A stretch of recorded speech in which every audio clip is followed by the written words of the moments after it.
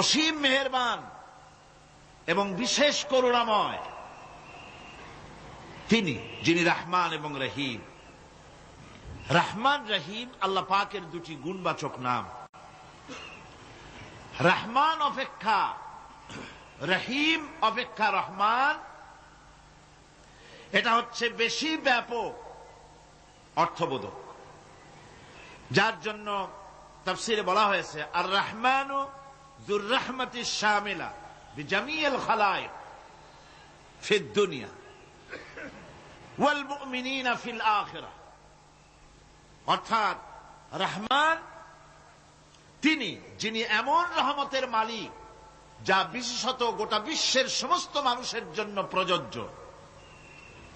আর রহিম হচ্ছে শুধু কিয়ামতের দিন পৃথিবীতে রহমান তিনি দয়াবান পৃথিবীর সমস্ত মানুষের জন্য, এবং কিয়ামতে শুধু মুমিনদের জন্য।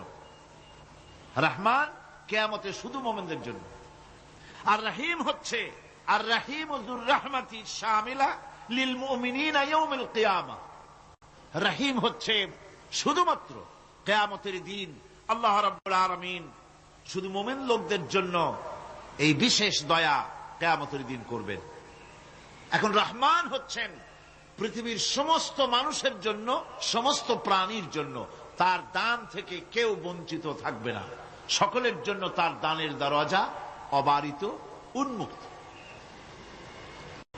এই পৃথিবীর বুকে আমরা দেখতে পাই মানুষ তার বন্ধুদেরকেই দেয়, শুধু সরকার হোক আর সাধারণ মানুষ হোক, আপনজনদেরকে নিজের দলকেই বেশি দেয়। কথা ঠিক কিনা? নিজের দলের প্রতি, আত্মীয় স্বজনের প্রতি স্বজন প্রিয়তা মানুষের শরীরের ভিতরে রোগ হিসাবে কাজ করে, আর এভাবে করে নিজের দল আর আত্মীয় স্বজনকে বেশি করে সুযোগ সুবিধা দেয়। শত্রুকে কেউ দেয় না, শত্রুকে কেউ ডেকে ডেকে কোনো জিনিস দিতে চায় না বা দেয় না। আল্লাহ রাব্বুল আলামিন এমন রহমান, এমন দয়াবান, এমন মেহেরবান,